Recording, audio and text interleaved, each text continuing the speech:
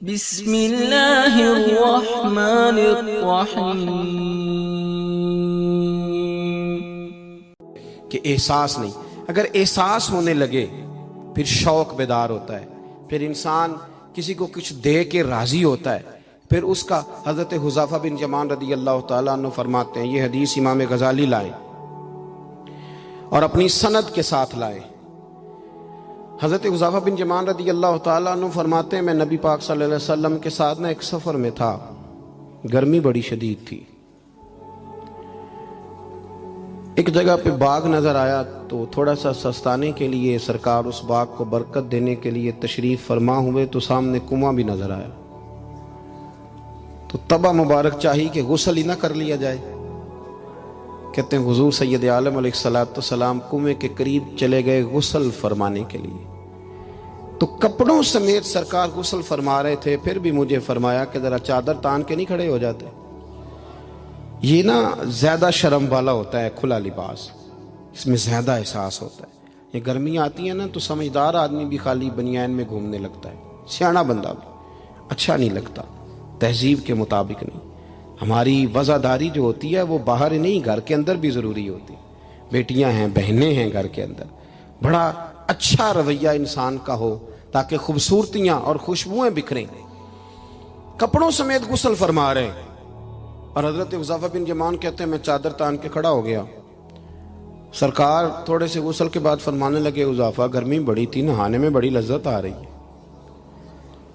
تو میں تھوڑا اور نہ نہاؤں؟ تو میں نے کہا حضور میری تو نوکری قبول ہو رہی ہے، میرے لیے تو سعادتیں۔ کہتے ہیں سرکار نے تھوڑا غسل کیا، حضور بس کرنے لگے تو میں نے عرض کی، میں نے کہا یا رسول اللہ میری خواہش ہے کہ تھوڑا اور غسل فرمائیں۔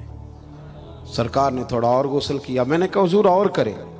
کچھ دیر حضور غسل کرتے رہے، تکمیل غسل پر میں بڑا راضی تھا، کلیجہ بڑا ٹھنڈا تھا کہ آج میری خدمت قبول ہوئی، آج میرے حصے میں یہ سعادت آئی۔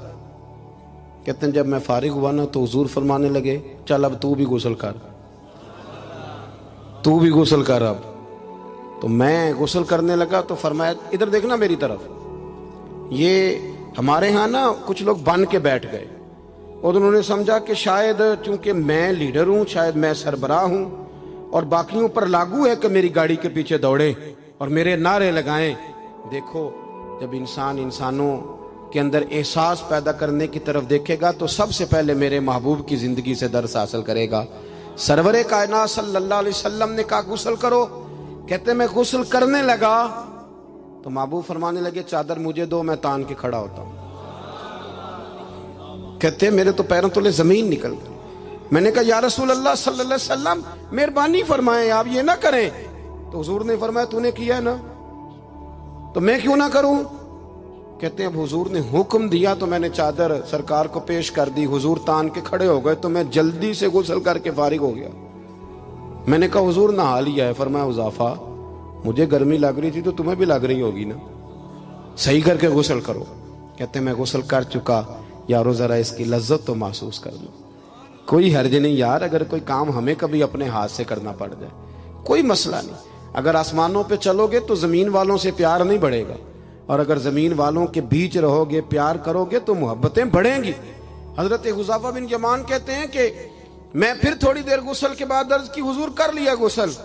تو کہتے ہیں اب سرکار نے میری طرف غور سے دیکھ کر فرمایا حذیفہ دو حرفی بات ہے، جتنی دیر میں نے غسل کیا تم بھی اتنی دیر ہی کرو گے، اور کرو گے تو بات ختم ہوگی ورنہ یہ بات ختم نہیں ہوگی۔ حضرت حذیفہ بن یمان فرماتے میں نہا بھی رہا تھا اور مدینے والے رسول پہ درود و سلام بھی پیش کر رہا تھا۔ دیکھو اگر یہ شدت آئے نا، دیکھیں میں اکثر دوستوں سے کہا کرتا ہوں کہ میرے جیسے آدمی کو نا بن جاتی ہے عادت سٹیج پہ بیٹھنے کی، آپ یقین کریں بن گئی ہے، مثال نہیں دے رہا صحیح کہہ رہا ہوں۔ اب کئی دفعہ ایسے ہوتا ہے کہ بہت ساری محافل میں نا چاہیے نا بندہ پیچھے بیٹھ جائے، لیکن وہ ایسی جو نجی جو اساتذہ کی ہیں، جو بزرگوں کی ہیں، جن میں بڑے بیٹھے، ان میں بھی کئی دفعہ شک ہونے لگتا ہے کہ آگے ہی جانا ہے، حالانکہ نہیں جانا۔ اور کئی ایسے چودھری صاحب، پیر صاحب، صوفی صاحب ہوتے ہیں جو گردن اٹھا اٹھا کے نقیب محفل کو دکھاتے ہیں کہ میں آ گیا ہوں، کر لے اعلان کسی طریقے سے، پھر آپ تنگ ہوتے ہیں۔ پھر دیکھیں نا اس محفل کا بھلا مہمان خصوصی میں تو نہیں، اس میں محفل کے تو مہمان خصوصی وہ ہیں جنہوں نے یہاں جھاڑو دیا ہے، جنہوں نے لوگوں کو دعوت دی ہے، اور جو بیٹھ کے دائیں بائیں دیکھ کے بڑے راضی ہو رہے ہیں دل ہی دل میں کہ دیکھا ہماری محفل کتنی کامیاب ہوئی، ذوق پیدا ہو رہا ہے، شوق پیدا ہو رہا ہے۔ ہم اگر احساس کرنے لگیں، تھوڑا سا بیچ رہنے لگیں لوگوں کے، حسن پیدا ہوگا، پیار بڑھے گا، بھائی کے ساتھ رشتہ مضبوط ہوگا، دوستوں کے ساتھ تعلق مضبوط ہوگا۔ یہ جو ملازم چھوڑ کے چلا جاتا ہے نا، اس کو 5,000 زیادہ ملتا تو نکل جاتا ہے، اس کی وجہ یہ تھی کہ آپ کا اس کے ساتھ رشتہ مضبوط نہیں تھا۔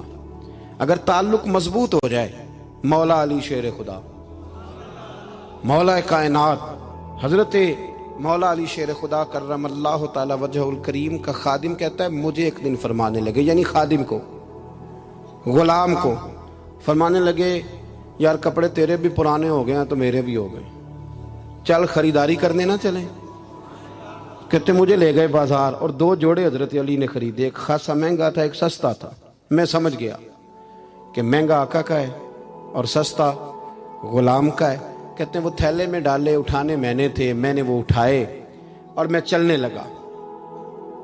کہتے ہیں جب وہ چوک آیا نا جہاں سے مولا کائنات شیر خدا کرم اللہ تعالی وجہ الکریم نے اپنے حجرہ نور میں جانا تھا اور میں نے اپنے گھر میں جانا تھا، تو حضرت مولا علی شیر خدا فرمانے لگے لا بھی بیٹا میرے والا سوٹ مجھے دے دے۔ تو بالکل طے شدہ بات تھی، میں نے وہ مہنگا جوڑا نکالا اور حضرت علی کی طرف بڑھایا تو حضرت علی فرمانے لگے یہ تو نہیں میرا تو وہ دوسرا ہے۔ تو وہ شخص کہتا ہے میں نے ایک فلسفہ بیان کیا، میں نے ایک علت بیان کی، ایک لاجک بیان کی۔ میں نے کہا حضور یہ آپ رکھیں اور یہ جو سستا ہے یہ میں رکھتا ہوں۔ فرمایا وجہ؟ کہنے لگا حضور وجہ بڑی سادی سی ہے، ایک پورا فلسفہ اس کے پیچھے، اور فلسفہ یہ ہے کہ آپ آقا ہیں اور میں غلام ہوں، تو آقا مہنگا پہنے اور غلام سستا پہنے۔ تو حضرت علی وہ والے عالم ہیں جن کو علم بھی مدینے والے رسول نے عطا فرمایا ہے، تو آپ حکم بھی کر سکتے تھے کہ نہیں تو لا میں نے وہی پہننا ہے، حکم بھی کر سکتے تھے، لیکن اس نے دلیل دی تھی نا، دلیل دی تھی نا، تو پہلے اس کی دلیل کو توڑنا ضروری تھا۔ حضرت علی کہنے لگے فلسفہ ہی تو نے بیان کرنا ہے تو اپنے والا نہ کر، تو میرے والا کر۔ اس نے کہا حضور کیا مانا؟ آپ فرمانے لگے تو کہہ رہا ہے کہ مہنگا جوڑا میں پہنوں گا اور سستا جو ہے وہ تو پہنے گا۔ فرمانے لگے تو نے یہ دلیل بیان کی ہے کہ میں آقا ہوں تو غلام ہے، تو فرمایا تو میرے والی علت لینا۔ حضور وہ کیا؟ آپ فرمانے لگے تو پہن مہنگا اور میں پہنتا ہوں سستا، دلیل یہ ہے کہ تو جوان ہے اور میں بوڑھا ہوں، تو جوانوں کو پہننے چاہیے مہنگے کپڑے، بوڑھوں کا تو سستوں سے بھی گزارا ہو جاتا ہے۔ تو وہ خادم کہتا ہے میں لاجواب ہو گیا، اور پھر وہ قیمتی جوڑا مجھے دے گئے اور سستا جوڑا وہ لے گئے۔ کہتے ہیں شیر خدا تو چلے گئے، لیکن ساری زندگی میں سوچتا رہا کہ کائنات میں دوبارہ ایسے لوگ دنیا میں آئیں گے صحیح، یہ ملیں گے صحیح۔ احساس کی جب شدت ہوتی، اب یقین کریں اس ملک کے اندر 2 چیزیں اتنی شدت سے عام ہوئی ہیں، اتنی شدت سے، ایک پروٹوکول، ایک VIP کلچر۔ ان دونوں چیزوں نے بہت سارے لوگوں کو پیچھے کر دیا۔ اب تو بہت سارے غریب ایسے ہیں جو بیچارے قریب ہی نہیں آتے، وہ کہتے ہیں نہیں میرے والا کام ہی نہیں، وہ پیچھے، وہ شہرت سے بچنے والا پیچھے پیچھے رہتا ہے، اور میرا جی چاہتا ہے ساری غزلیں اس ظالم کے نام کریں۔ کچھ لوگ بیچارے بالکل پیچھے ہو گئے، مایوس ہو گئے۔ وہ کبھی حکومت بدلتی ہے تو ان سے کہا جائے نا حکومت بدل گئی ہے، تو وہ 2 حرفی بات کرتے ہیں، کہتے ہیں جو مرضی آ جائے ہم نے تو محنت کر کے کھانا ہے، صبح کام پہ جائیں گے تو شام کو روٹی کھائیں گے۔ وہ بہت سارے نظام سے دیکھیں نا، یہ سیاسی تبصرے وہ بندہ کرتا ہے جو روٹی پیٹ بھر کے کھاتا ہے، اور جس بیچارے کو پتہ ہے نا کہ جو گھی صبح لایا تھا وہ ختم ہو گیا ہے، اور صبح بچوں نے ناشتے کے لیے جب پراٹھے مانگنے ہیں تو گھی کوئی نہیں، تو وہ پھر سیاسی تبصرے نہیں کرتا، وہ تو تکلیف میں۔ اللہ کے محبوب صلی اللہ علیہ وسلم نے نا احساس کی دولت تقسیم کی تھی۔ مسند امام احمد بن حنبل میں حدیث ہے، حضرت بلال حبشی رضی اللہ تعالیٰ عنہ فرماتے ہیں میں نے عصر کی نماز کی اقامت پڑھ دی تھی، ایک بدو آیا، ایک یہودی کا غلام، کہنے لگا یا رسول اللہ صلی اللہ علیہ وسلم میں بڑی مشکل میں ہوں، اگر آپ میرے ساتھ چلیں، میرا چھوٹا سا کام کر دیں تو میری وہ مشکل آسان ہو جائے گی۔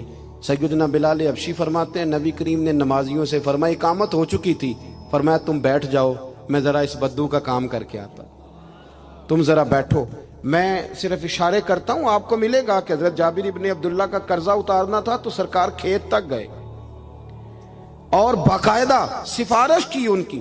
اب تو لوگ کہتے ہیں نا جب تک وہ خدمت کر رہا ہے تو تب تک وہ خدمت گزار ہے، کہیں الجھ جائے تو کہتے ہیں اس کا ذاتی مسئلہ ہے. اور میں ذاتی معاملات میں مداخلت نہیں کرتا. تو میاں جب آپ کے پاس تھا، آپ کا ورکر تھا، تب ذاتی مسئلہ کیوں نہیں تھا؟ اب وہ الجھ گیا ہے تو ذاتی مسئلہ ہے. ایک عورت رو رہی تھی تو سرکار سفارش کے لیے اس کے ساتھ نہیں چلے گئے تھے کہ میری مالکن مجھے مارے گی؟ آپ کتب حدیث، کتب سیرت کو پڑھیں.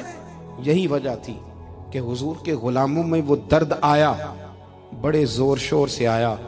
امیر المومنین سیدنا فاروق اعظم رضی اللہ تعالیٰ، اس شخص کا آپ جاہ و جلال دیکھیں نا تو کسرا کا بادشاہ کہتا ہے عمر ملنا ہے، تو عمر فرماتے ہیں میرے پاس وقت نہیں، میں نہیں ملتا، مجھے کیا ضرورت ہے کسی کی، یہ جاہ و جلال ہے.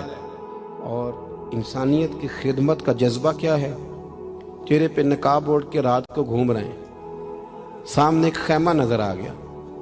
سیدنا فاروق اعظم قریب گئے تو ایک آدمی خیمے میں ہے اور بڑی پریشانی میں ہے، اندر سے نکلتا ہے پھر اندر جاتا ہے. فرمایا خیریت ہے؟ کہنے لگا بڑی دور سے آیا ہوں، امیر المومنین سے ملنا تھا، رات ہو گئی یہیں، میری بیوی کہ ہاں ولادت ہونی ہے اور وقت قریب آ گیا، وہ تکلیف میں، تو یہیں خیمہ لگا کے میں نے بٹھا لیا ہے. تو غلام آپ کون ہیں؟ تو حضرت عمر کہنے لگے تو مجھے چھوڑ میں ابھی آیا. گھر گئے حضرت عمر، توجہ ہے میری بات پر؟ بس سمیٹنے لگا ہوں. گھر گئے اور خاتون اول سے کہا، ملکہ سے کہا، اپنی اہلیہ سے فرمایا. فرمانے لگے کوئی نیکی کمانے کا ارادہ ہے؟ وہ کہنے لگی بڑا ارادہ ہے. تو کہنے لگے پھر بچے کی ولادت کے لیے جن چیزوں کی حاجت ہوتی ہے وہ ساتھ لے لو. میں آپ کو اس شخص کی بات بتا رہا ہوں جو 24 لاکھ مربع میل کا حکمران ہے، جس کے نعرے سے لوگ کانپ جاتے ہیں، لیکن وہ اصول اپنی جگہ پہ اور انسانوں کا پیار اپنی جگہ پہ. حضرت عمر نے اپنی اہلیہ کو ساتھ لیا. انہوں نے کہا کچھ چنے لے لیں، کچھ جو ہے وہ گھی لے لیں، کچھ سرکہ لے لیں، اور آپ یہ ساری چیزیں ڈال کے تو پکائیں. حضرت فاروق اعظم رضی اللہ تعالیٰ عنہ نے چولہا جلایا. وہ شخص کہتا ہے جب عمر پھونکے مارتے تھے نا آگ میں تو میں ان کی داڑھی سے دھواں نکلتے دیکھتا تھا. حضرت عمر نے چولہا جلایا، اوپر کھانا رکھا، وہ جو کہا تھا وہ آپ کی اہلیہ اندر چلی گئی خاتون کے پاس. وہ شخص کہتا ہے میں نے 2-3 دفعہ حضرت عمر کو کام بتایا تو میں نے سمجھا کوئی غلام ہے، امیر المومنین نے ڈیوٹی لگائی ہے کہ رات کو مسافروں کا خیال رکھنا. تو میں انہیں کہتا غلام ادھر آ پانی لے کے آ، تو عمر دوڑے جاتے. وہ ڈیوٹی کرتے رہے. جب بچے کی ولادت ہو گئی تو اندر سے جناب عمر کی اہلیہ بولی، کہنے لگی امیر المومنین مبارک ہو، اللہ نے آپ کے دوست کو بیٹا دیا ہے. وہ شخص کہتا ہے میرے ہاتھ میں پیالہ تھا، دھڑام سے گرا، میں نے تو عمر کا جلال سنا ہوا تھا. میں نے کہا آپ امیر المومنین ہیں، آپ عمر ہیں، آپ کیا خیال ہے آپ کا؟ لوگ باتوں سے بڑے ہوتے ہیں. کردار انسان کو بڑا کرتا ہے، کردار اسے زندہ رکھتا ہے، کردار اسے جینے کا ڈھب اور حوصلہ دیتا ہے.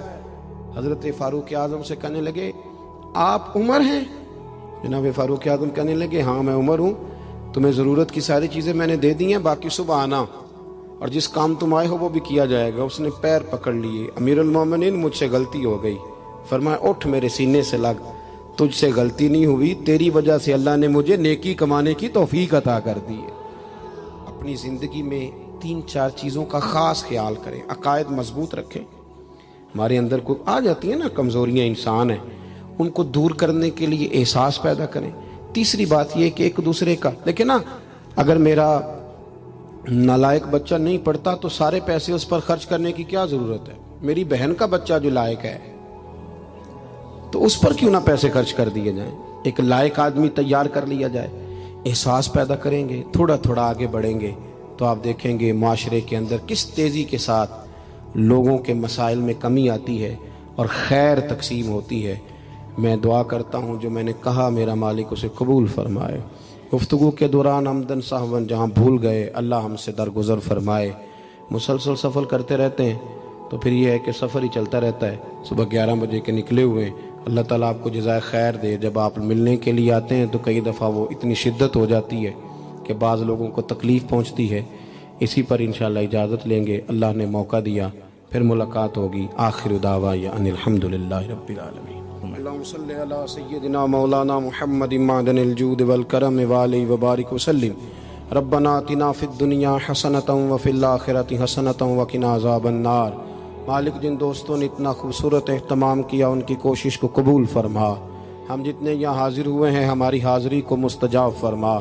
اے مالک کریم امت مسلمہ کے حق میں رحمت والے فیصلے فرما۔ اللہ برما کے مجبوروں کی مدد فرما، کشمیر اور فلسطین کے مظلوموں کی مدد فرما۔ مالک کریم پاکستان کو نظام مصطفیٰ صلی اللہ علیہ وسلم کا بنا۔